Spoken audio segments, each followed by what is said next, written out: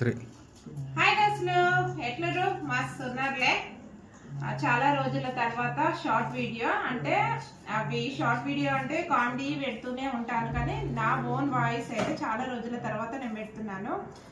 Summer టైంలో కూడా పిల్లలను చదివించడం మానట్లేదా అని ఒక క్వశ్చన్ రావచ్చు. ఏంటి అంటే సమ్మర్ విషయంలోనే ఖచ్చితంగా పిల్లల్ని కేర్ తీసుకోవాలి, ఎందుకంటే ఉన్నాయి మర్చిపోతారు. కాబట్టి ఒక 1 అవర్ అయినా ఖచ్చితంగా పిల్లల్ని చదివించాలి. నేనైతే ఖచ్చితంగా ఈవినింగ్ టైంలోనైనా ఖచ్చితంగా నేను చదివిస్తాను. తిను ప్రజెంట్ నా చిన్న అబ్బాయి ఫస్ట్ క్లాస్కి వెళ్తున్నాడు. ప్రజెంట్ ఇప్పుడు నేను డైలీ అయితే టేబుల్స్ నేర్పిస్తున్నాను. ప్రజెంట్ తనకి ఒక 2 టేబుల్ నుంచి 7 టేబుల్ వరకు వస్తుంది.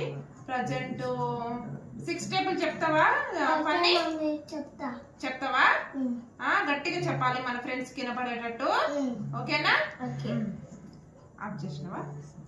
6 1 6, 6 2 12, 6 3 18, 6 4 24, 6 5 30, 6 6 36, 6 7 42, 6 8 4 8 48, 6 9 5 4 54, 6 10 60.